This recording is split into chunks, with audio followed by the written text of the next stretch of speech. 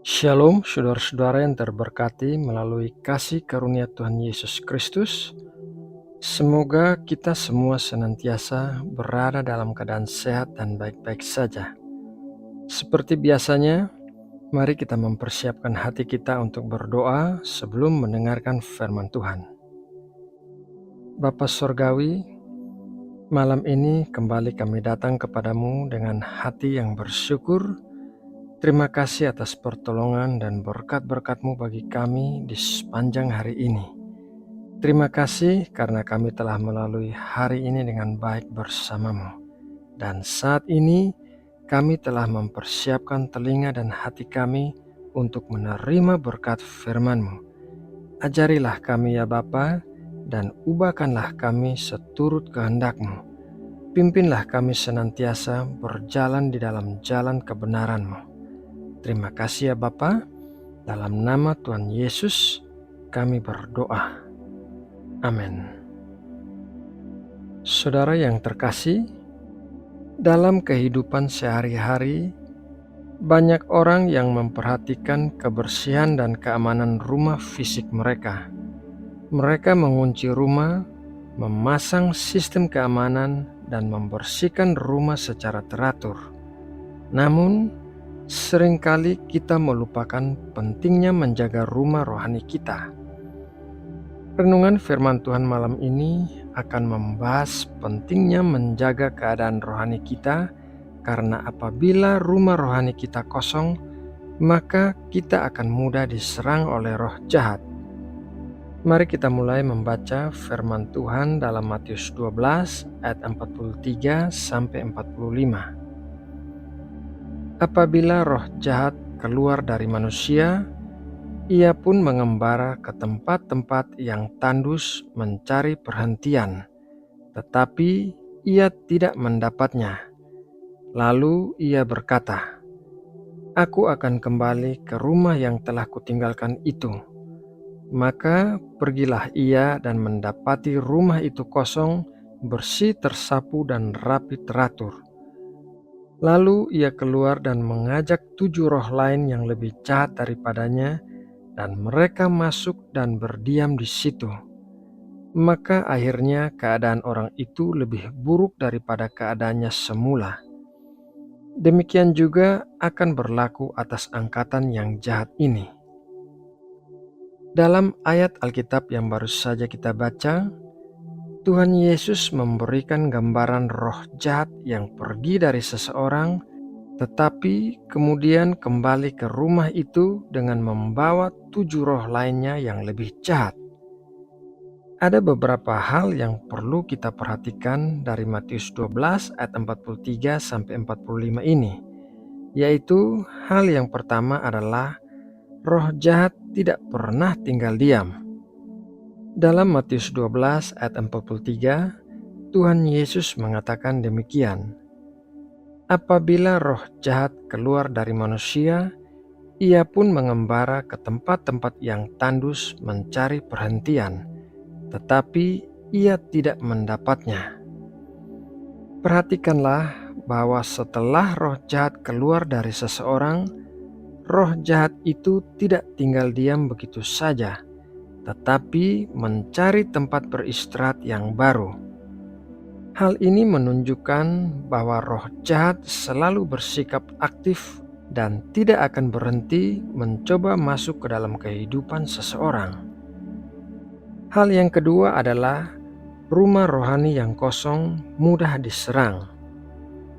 Dalam Matius 12 ayat 44 tertulis demikian, "Lalu ia berkata, 'Aku akan kembali ke rumah yang telah kutinggalkan itu.' Maka pergilah ia dan mendapati rumah itu kosong, bersih, tersapu, dan rapi teratur."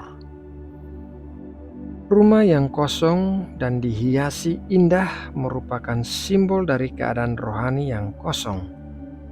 Jika seseorang tidak menjaga keadaan rohani mereka dengan tidak memperhatikan hubungan dengan Tuhan dan tidak memupuk kehidupan spiritual, mereka akan mudah diserang oleh roh jahat. Hal yang ketiga adalah serangan yang lebih hebat. Dalam Matius 12 ayat 43 dikatakan demikian. Lalu ia keluar dan mengajak 7 roh lain yang lebih jahat daripadanya, dan mereka masuk dan berdiam di situ. Maka akhirnya keadaan orang itu lebih buruk daripada keadaannya semula. Demikian juga akan berlaku atas angkatan yang jahat ini.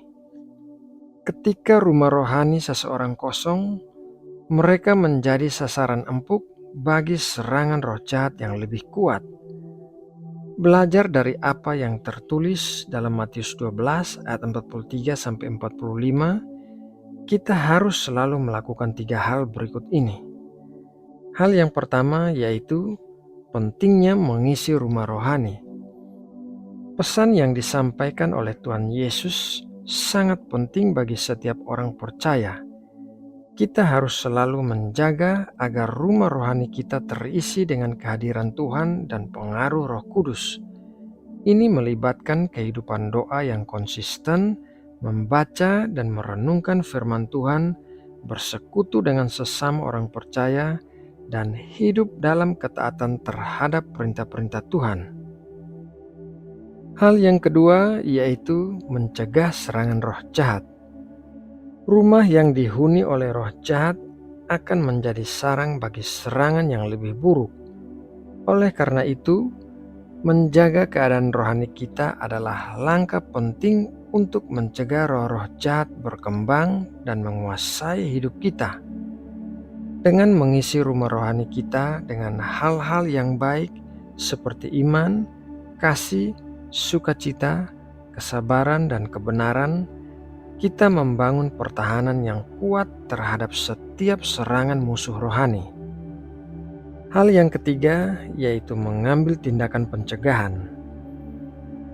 Tuhan Yesus tidak hanya memberikan gambaran tentang bahaya rumah rohani yang kosong, tetapi juga mengajak kita untuk mengambil tindakan pencegahan.